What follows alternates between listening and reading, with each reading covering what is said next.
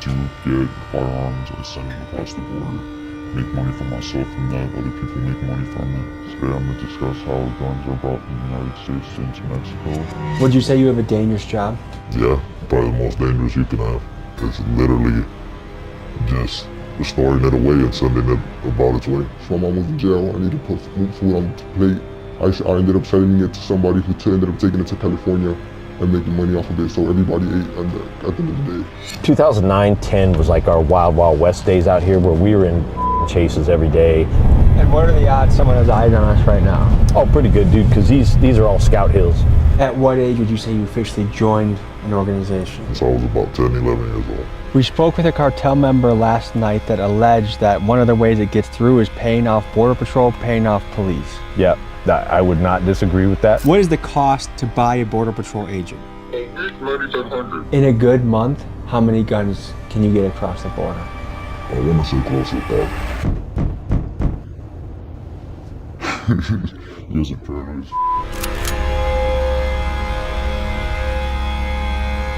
The power Mexican cartels have accumulated is hard to fathom. With Jalisco New Generation Cartel and the Sinaloa Cartel leading the charge, these paramilitary crime syndicates have global reach. They are heavily armed, deeply connected, and absolutely ruthless. Specializing in drug trafficking, human smuggling, extortion, and more, these organizations pull in billions of dollars every year. And the United States plays a part in this because the ugly truth behind some of their power is American guns. Now, as Americans, we get mad about the fentanyl flooding across our border. But what about our guns that are flooding into Mexico? In this episode, we expose the pipeline. From cartel operators to US gun smugglers running thousands of firearms across the border to the law enforcement agents fighting to stem the flow. These folks are the players in this deadly supply chain of power and violence. And would you believe that some of our own three-letter agencies might be involved? This is the story of how American guns end up in the hands of Mexican cartels.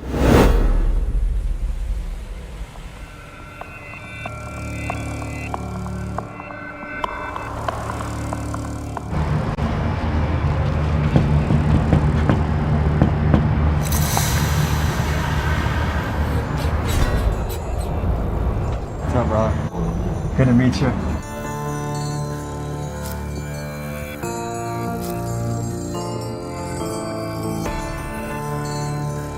Is it true that different people in the game are on the run right now? Oh yeah, most of the people I know just either their people either got hit by, one of the three people that were going out there raiding people, or just had some shit happen, or some people didn't know how to do it and they gotta go on the run. So Mexico is just the go-to right now. States are too hot, state troopers, Border Patrol up in Phoenix.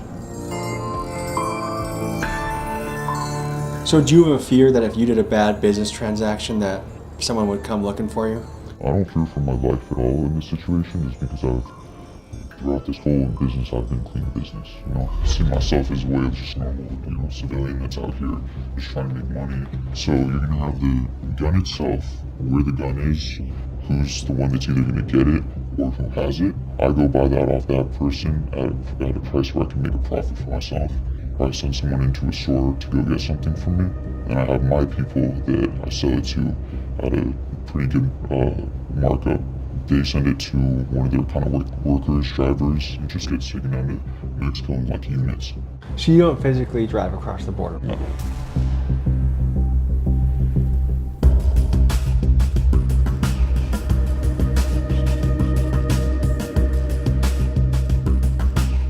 Would you say you have a dangerous job? Yeah, probably the most dangerous you can have. Because you're not just dealing with, legal issues, you're also dealing with territorial issues. For those not familiar, the Sinaloa Cartel is one of Mexico's most feared and notorious drug cartels. It was led for years by El Chapo Guzman, a ruthless kingpin famous for running a global crime empire and escaping a Mexican prison in 2015 through a mile-long tunnel. He was recaptured in 2016 and extradited to the United States, where he's now being held in ADX Florence, America's most secure prison. He's locked up alongside people like infamous gang leader Larry Hoover and the Boston Marathon bomber. And with El Chapo behind bars, Sinaloa's future has never looked more uncertain. But make no mistake that from Chicago to California, Omaha to Phoenix, the Sinaloa reach is still quite powerful.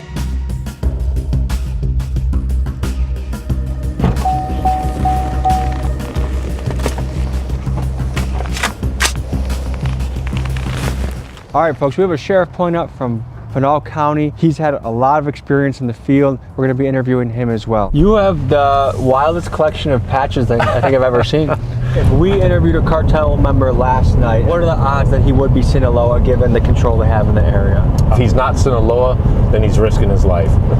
What's your process to do it? It's literally just storing it away and sending it about its way. And are you physically driving it in a car, or do you have other people do that?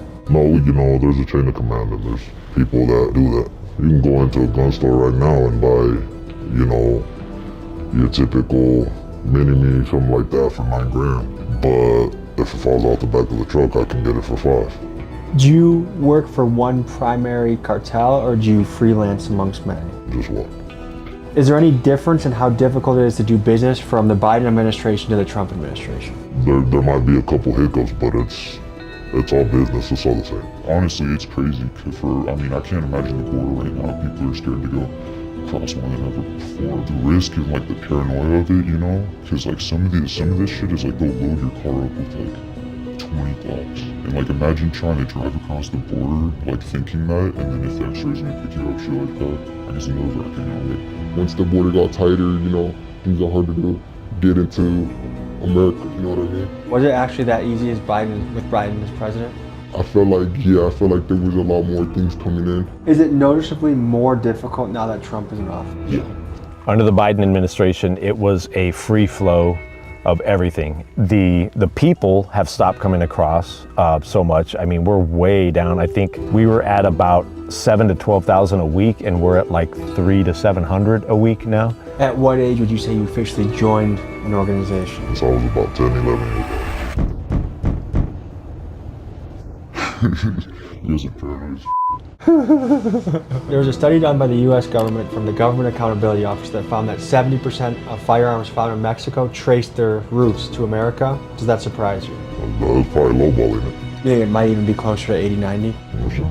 No, if anything, I feel like it would be a larger number. Closer to 80, 90% maybe? Yeah, probably closer to 90. How much power do the cartels have in places like this, in Arizona? On the American side, they are very smart businessmen, right? They don't, they're getting a little more overt about their stuff, but you just don't have a lot of in your face like you do in Mexico, right? We don't have rolling gun battles here. Sinaloa holds pretty good control of our state. They have not given it up, and they've been here a lot of years. Are there people in America that are officially part of a cartel, or is that only if you live in Mexico? It's going to stretch all over the world. We'll just put it that way. Now, according to Arizona law, these gun smugglers could face up to 10 years in prison if caught for the crime. But what's interesting to me is the same U.S. government that will hammer these guys for selling guns also like to sell a lot of guns overseas themselves. This has happened a lot of times in recent history, but let's just highlight a couple of recent examples. Take the Soviet-Afghani conflict in the 1980s. The CIA funneled tens of thousands of guns to the Afghan fighters, the Mujahideen, to win the battle against the dreaded Soviets, our enemy at the time. Fast forward a few years later, the same Mujahideen fighters that we armed with the guns that we gave him, some of these guys later turned into the Taliban, which was really good for the military-industrial complex because this fueled another 20 years of war and profit. And most recently, for the United States politicians and arms manufacturers, we have sent billions to Ukraine and Israel, which some could say the US taxpayer is indirectly responsible for the deaths of tens of thousands of people, including women and children. So while a low-level smuggler might spend a decade behind bars for moving a few rifles across the border, the corporations and politicians who benefit from this arms dealing will walk free. Because when the violence is industrialized, it's no longer a crime, it's just good business. Is there any misrepresentation of the American media about the cartels? Basically that they're horrifying terrorist organizations? It's not how they picture it though. It's so media is so brainwashed, and they say, oh, the cartel, runs this whole area, and if you go there, they're gonna kill you, or this and that. Yeah, the cartel might run a specific area, but as long as you're there and you're not causing no trouble, or you're not out there to steal from nobody, or just sell anything, you know what I mean? If you're just there on good terms and checking in, everything be good. Do you think that's a fair picture American media makes of them? No, that's easy to label something that you can tax. We gotta take care of our own people, The government ain't helping. We see cartels sending side bombers or people in the United States go do mass shootings and get their agenda across or anything. Most of the things that cartels do, unless it's someone in America that was working with them and fucked them over somehow, that's when they'll go after you as a person in America. What do you think about Trump potentially labeling cartels as terrorist organizations? Then he should start here with the people on this side. What do you think would happen if Trump tried invading Mexico or drone striking cartel operations? It's not gonna be good. Currently in the news, the US and the Trump administration is considering using drone strikes against the Mexican cartels. But how do we know if these stories are biased, how they're being framed politically, if we're getting the right scoop on what we're being told? This is where the sponsor of today's video comes in, Ground News. What they do is they pull thousands of stories across the internet and compile them, and they rate the reliability of the story based off the political bias of the source, which is very helpful because they give us an indication of the reliability of the stories that we're hearing. Just take these stories about drone strikes. Most of the outlets covering this are center or lean right. And Ground News lets you compare these headlines side by side. Take this left-leaning source that says drone strikes will lead to another Vietnam, and take this right-wing source that gives the counterpoint that cartels are using drones to spy on US troops. One of my favorite parts about Ground News is their blind spot feed. What it does is it shows me stories that I might not receive based off the biases I might have or how my algorithm is structured, and it shows me more of a full and complete picture of what is happening in the world. Ground News helps me see through the noise, see through the bias, and help me be better informed. If you subscribe using my link or QR code, you get 40% off their Vantage plan, which is their most robust plan on the site. Go to ground.news/TommyG to get a better handle on the news you're receiving. It's very, very, very much like the Italian mafia. They are very family oriented. I can tell you from the Mexican side of my family. We have family gatherings all the time. We have carne asadas. We get together and play loteria, all this kind of stuff. The difference being when they go to work, it could be to go skin somebody alive that's their enemy, This road in particular is a major smuggling route, and I've had a lot of chases on this route. And what road are we on right now? We're on Stanfield Road. These mountaintops will have scouts on them. So all of these valleys out here can have routes where they are pushing people and product up, and they use those routes. The scouts guide the loads. When they get up here to kind of the civilization, that's when they'll hit these regular routes, blacktop routes, on the freeway, shoot up into Phoenix, because Phoenix becomes the hub. And what are the odds someone has eyes on us right now? Oh, pretty good, dude, because these are all scout hills. Why is torture used so often amongst the cartels? Pain is the best teacher. So you're a runner, go to a gun store, get it, let's say it's me. If I get flagged, okay, that's a mission that went astray. If not, how often would you send a guy like me to get it again and again and again?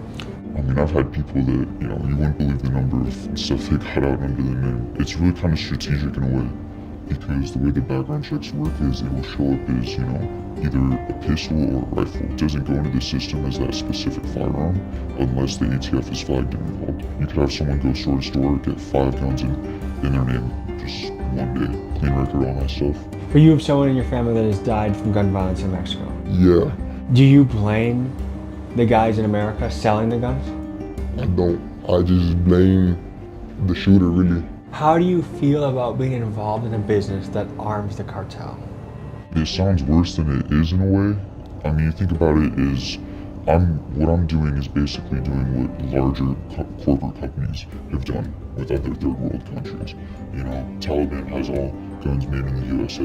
What I do is I still make those people money. The big corporate, big gun industry still gets money from me, but I also make some money myself in a way by just doing what they're already doing, but on a smaller scale. Even if I stopped what I was doing, someone would just come and fill in for me. Might as well try to make my money that way, and it's something that's happening in a whole different country. So gun smugglers will risk prison time for a few $1,000s of profit a month. But what about the big players in what some would call the military-industrial complex? Let's just look at the Russia-Ukraine war, for example. Lockheed Martin's stock hit an all-time high. Raytheon's production lines are going off the charts. Billions of dollars in weapons have flowed across the Ukraine border and across the European nations that are gearing up, looking to refill their arsenal in what has proven to be one of the biggest spending sprees in defense since the Cold War. Now this is where the gray area comes in. Is this right? Is this wrong? Because whether you look at Ukraine, Israel, Afghanistan, One man's freedom fighter is another man's terrorist. I don't know the answer to all this, but what I do know as a tax-paying citizen is what I've gotten out of the deal are dead soldiers, civilians, destruction, a bad reputation globally, while these companies in the military-industrial complex have reaped the profits in the billions. Well, I don't think the gun manufacturers make the guns to give to bad guys to like rape, pillage, and carnage their own countries. So I don't think that's a good way of looking at it. What made you choose this job over anything else you could have done?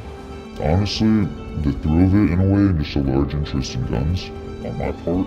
The money's there. I got lucky with, finding some people. Honestly, I think this is a lot morally acceptable than drugs, safer than drugs, less corrupt, less dangerous, My mom was in jail, I needed to put food on the plate, and then once people started offering me guns for product, and like tremendously, like no product was like damn near getting a gun for free, that's really what changed my eyes, because of some kid who went and robbed a car and found this in a gun in the car, and he was scared to have it at home. So he came to me and he said he didn't want that. He'd rather have a little bit of weed. How much weed do you think you gave him? Probably like 7 grams.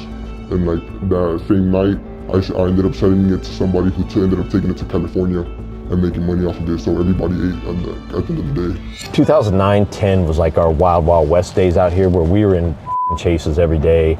Load vehicles, stolen vehicles going south. So they would go to Phoenix. They could have a stolen vehicle out of West Phoenix down here within about 40 minutes. And so they would run stolen south. They would cross them over because there's parts of the border just south of us that are just barbed wire fence like this. So they would cut that shit, drive across, and drive the stolen into Mexico, load it up with dope, and then drive it back northbound under the dark of night. And so we would be out here in night chases with them, going after blacked out vehicles, chasing them through the desert, trying to get them before they got to I-8. The scouts would all coordinate their movement.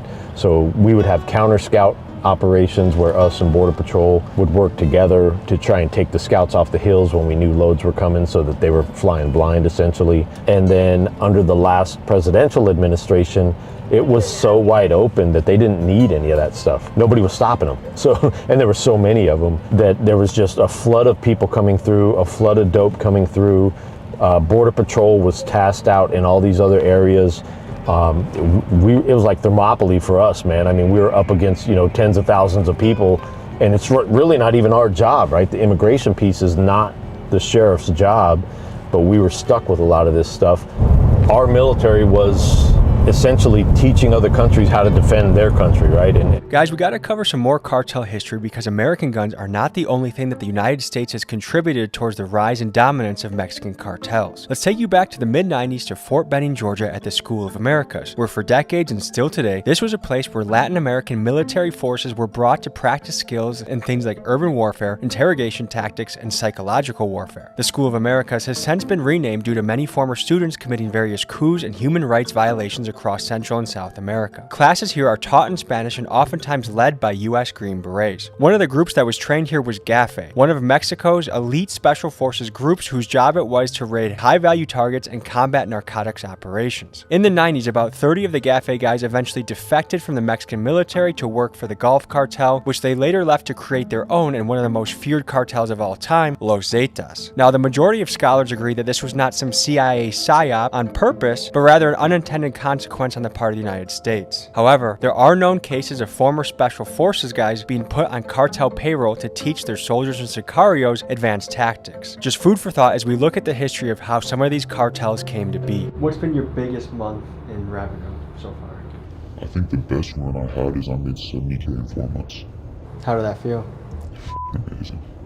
I never felt that level of accomplishment before in my life. Have you ever been visited by a 3-letter agency? Allegedly. How is that? Pressuring in a way. One of the things you want to do with that is you want to have them talk to you. Doing that, I was able to find out in a way what they knew about me. Where also I reflected where I went wrong, other factors, and how much they knew.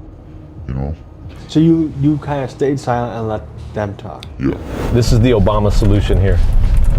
So someone could be camping out here and someone's hustling a load. Yeah, and we've had that happen where there's been people out here either hunting or just camping for a weekend, and they'll have a stolen vehicle in the middle of a chase, run right through their campsite and blasting up here to the interstate to get away from the cops. And so this whole area is kind of, again, just like the other area, all the high points, you're gonna have scouts. There's usually scouts on this hill, and there's scouts a little bit deeper in, and so they're watching over the valleys. The cartel member we spoke with last night said that if drone strikes were taken against the cartel, we really escalated against them, there would be a ripple effect where they're gonna escalate the violence here and try and, do you see that as a potential chess move that really results badly for the American citizens? No. If they just look historically at the US, they would understand that that's a really stupid statement to make. I think it was Japan that woke up the dragon, right? I don't think they understand what they're saying. Like, that's fine to say, and there's a lot of machismo in that. Like, hey, if you mess with me, you come after my family, I'll come after your family. That's all fun and good, but when you go to war on the US, that's a whole different level of fucking with us that we're not gonna put up with. And I don't think they understand the hate that would come their way if something like that were to happen. Do you ever have sympathy for some of these guys that like, hey, while I don't agree with what you're doing, I get why you're in your own situation? Yeah, man. Again, having a wife that's Mexican, there's some of her family that are involved in some of this stuff. I don't hate them. It's family, and they're doing what they think they need to do to get by. And again, it's all circumstantial, man. What you're facing in your life and how you're dealing with it, I definitely have sympathy for that. I don't think it's right for them to do what they're doing to get their money or to get ahead or whatever, but I can't fault them for trying to get ahead and do well for their family. People, I think, in American media, like, it's almost like these guys are monsters. Like, are these guys just normal people in a way? Yeah, they're normal guys and gals in the sense that, just like us standing here, we can sit and have a conversation. Now, in the right circumstances, would one of them kill me if they could? Yeah, absolutely. And it doesn't get real personal. They're just trying to do their thing. And so it is what it is, man. So you had to survive on your own from an early age? Yeah, well, I have my sisters, really. It was really my sisters helping to hold it down. Once I seen like the pressure put on them, it takes a toll on you and me, you know what I'm saying? Like, I'm the youngest of 9. When my mom was locked up and my father passed away, you know what I'm saying? It was really just me and my siblings. And I have my older brothers don't have papers, they're in Mexico, you get me? And one of them already died. So it's just me and my sisters, and then I have a brother who really be on his own world. So I really had to like either step in or step out. Once you get into this, like the money is here, this is really what makes you, a little bit as that extra, especially now in this society where the bills take up everything, all the money you make, every job you have, every dollar you make is gonna go to a bill. You get me? At least now right here, I'm able to feed my family, pay my bills, and still, go have some fun. Are a lot of these guys balling off of this? If we were to catch a group right now, they look like hammered dog shit, man. They just beat up because they've been hiking for 4 or 5 days through the mountains. A lot of times they're drinking a concoction of like meth and fentanyl and cocaine, and so they're all wired up, not feeling shit.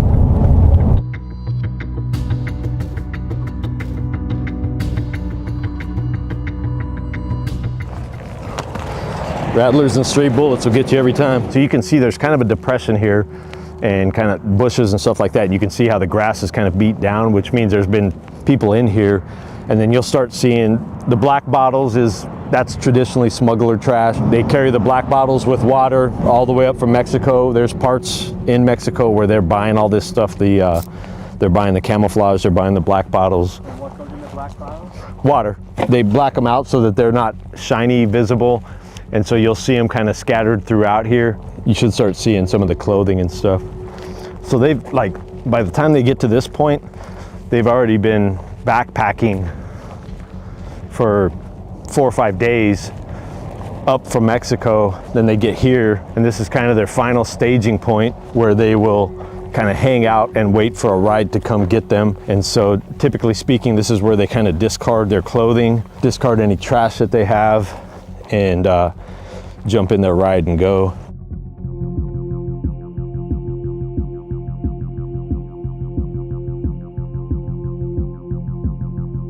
So they'll they'll get in this little cut here, and you can kind of see from the grass pressed down, they'll just get in here, rest, and wait for their ride to come get them. And I mean, we're 10 yards off of Interstate 8. And so car will pull up, give a signal, they'll jump out of this spot, go load into the car real quick, and then they're off and running. One thing they did start doing too is when they know that we are onto them because of the stuff they're leaving behind, they would start collecting it all into a trash bag or whatever, and then they would have one person take it off 100 couple yards away so that it didn't give away their position as much. Do you have any opinion of the new Mexican president, Scheinbaum? Like, has she changed things at all with how you guys do business? Money talks. So it's business as usual. Mexico officials are being paid off, police forces are getting paid off, and business keeps going? Yeah. How hard is it to bribe a police officer? Here? Well, yeah, I guess compare America and Mexico. That's the same. You can bribe people here? Oh, yeah. What percent of cops in border towns in Arizona would you say are in some ways paid off? At least 3/4. At least 3/4? Oh, yeah. And how much does it cost to buy a cop? It just depends if it's a one-time thing. You know, you throw them a couple grand.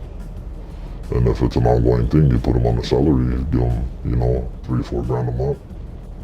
There's really that many American cops on payroll like that? We spoke with a cartel member last night that alleged that one of the ways it gets through is paying off Border Patrol, paying off police. Yeah, I would not disagree with that. I know from the years that I've worked that we've had compromised Border Patrol agents, we've had compromised officers. So same thing, they make a lucrative offer to somebody who is not making very much money, and people compromise their integrity for that. And have you ever had to fire somebody because you caught them doing that? Yep, we worked a case when I was working undercover. We had one of our guys that was involved, and we had to work a case on him and ultimately arrested him with the help of the FBI. Now, I'm going to throw out the number he said, which I think is kind of crazy, but I want your take on it. Right. He said, about 60-70% of the Border Patrol and cops. He's full of shit. Not on the U.S. side. The Mexico cops are more easily compromised, and on that side, it is the threat of violence, because way back when we talked to a compromised Mexico police officer, and he told us it was as simple as this. I was trying to be a good local cop. I was just watching traffic and I was stopping speeders, and I got blocked in by 2 vehicles, and a guy gets in the passenger side, and he said, "Hey, you know who I am?" And he said, I knew who he was. He was a local cartel boss. And he said, "Hey, we want you to work for us. All you have to do is not be on this road from these times to these times," right? And the guy said, "No, I'm not. I'm an upstanding citizen. I'm not part of your crew, none of that crap." They said, "Okay, here's a picture of your wife and family, and we have eyes on them right now. And you basically have 60 seconds to make your choice, whether you're with us or against us. And if you're against us, then your family's going to pay the price," right? And so all I had to do was not watch this road and keep my family alive. And so it wasn't much money at all, dude. You're talking a couple grand, and for that particular time, right? We think that he had done it more than that, but you're talking a couple grand is what he had compromised himself for. I couldn't believe and didn't quite buy the numbers that many U.S. Border Patrol agents or U.S. cops were bought and paid for by the Mexican cartels. So I called another Sinaloa contact of mine to see if he could add some insight on those numbers. Here's what he said. Would you agree with the stat, 60 to 70% of them? I would say like 80%. That they either want drugs or money. Some of them don't even have a choice. If you say no to the amount of money, you know, like food, you don't have a choice. You feel me? We control you. I have a couple of them that go pick up my people and pass them over. You feel me? All you have to do is follow instructions. What is the cost to buy a Border Patrol agent? A week, $9,500. But remember, some of them would get a kilo. You know, some of them want some kilos, some of them want some yellow. You feel me? So some of them want money, so some of them drugs. Even after talking to this guy, I still doubt those numbers. I feel like these guys only come in contact with Border Patrol agents that are corrupted, so in their view, all of them are. But I just can't believe that the majority of Border Patrol agents are bought. I just don't think it's true. Let me know what you guys think in the comments. What you make in a day here is what you make in a month over there. My brothers live off $150 a month, USD. Let that sink in. I could make that in one cell. One gun transaction, you get me? I could make way more than that in one gun transaction and send that over right there. In a good month, how many guns can you get across the border? I want to say close to 1,000. 1,000 guns? Close to 1,000. The cartel guy we spoke to last night claimed that in a typical month, he might be able to get 1,000 guns across the border. Do you think that's credible? Yeah, that's absolutely credible. Is it even possible that he's downplaying it? Probably, yeah, because he's not wanting to get his bosses in trouble. So you have a few runners Yeah. daily going. Yeah. Is it with Border Patrol too? You can buy off Border Patrol? Oh, definitely. So like, do you have to, because obviously you don't just stroll up there and ask, like, do you have to meet him at a bar? Do you have to, like, how do you initiate this? They're sent to train. What does that mean? They're sent to the academy. Tell me about the clashes going on right now. Are things fairly stable, or is there a lot of battles happening? No, right? I mean, there's always going to be, you know, a tug of war between powers. It goes through its dormant times. Right now it's active. The danger he's speaking of refers to the war currently happening within the Sinaloa cartel. Since El Chapo's imprisonment in 2017, the group has splintered, with two main factions now holding power. One is led by El Mayo, a co-founder of Sinaloa and some say El Chapo's equal. The other is Los Chapitos, led by El Chapo's sons, known for being younger, flashier, and more aggressive. Their turf war has triggered waves of violence, including this recent story detailing the deaths of dozens of teens in Mexico. And from what I've heard from sources close to the action, this fighting is not expected to end anytime soon. What attracted you to this lifestyle? Honestly, the adrenaline. Is it terrifying working for a cartel? Stressful, not terrified. So as long as you follow the rules and kind of do honest business, you're kind of in good standing, there's nothing to worry about? Yeah, you know, you do business as a man. The one thing I wanted to fact check on to see if you had a perspective on is Trump's claim that the majority of people coming over are murderers and rapists. In my boots on the ground journalism, I found out most of the people are just looking for a factory job, fast food job. Right. They're not a murderer. Do you feel like that rhetoric was accurate or a little overblown? I would say that depends on the area, dude. Because like this area right now, we see military-aged males all camoed out, moving up, and those males are all at that ripe gangster age. And a lot of them, when we jump the groups, they are gang members. So if you're talking this area, absolutely, he's absolutely right. This is Thugville out here, man. It's all gangsters, cartel members, guys that are trying to fly under the radar. You'll have a few good people mixed in with that are really just looking for a better life. The other problem that we saw here in Arizona was a lot of these military-age males, when they got to the border and got across into the U.S., they immediately discarded their passports, any IDs, anything like that. They got rid of them, burned them, whatever they could do with them. Why the hell are you going to get rid of your ID if you're not up to something nefarious? So it did seem sinister. Yes, absolutely. Once you're in this, is it possible to leave, or are you pretty much in it for, you know, for life? You can step away. Easiest way to put it, you're a reservist at that point. As long as all your corners are covered, you turn into a reservist. So if you're needed and you're called up, you better show up. How dangerous is it for you to even do this interview? I'm risking a lot doing this.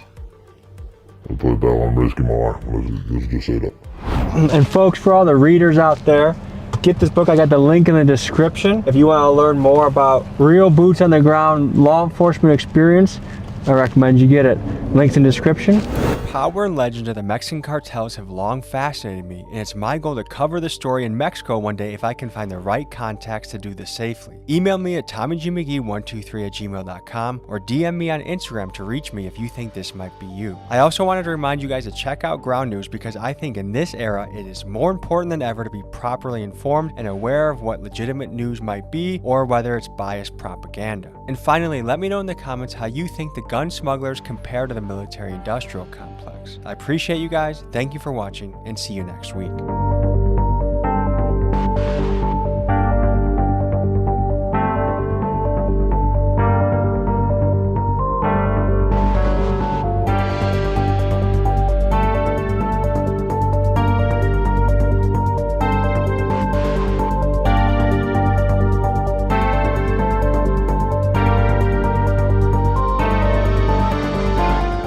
Folks, hope you enjoyed this episode.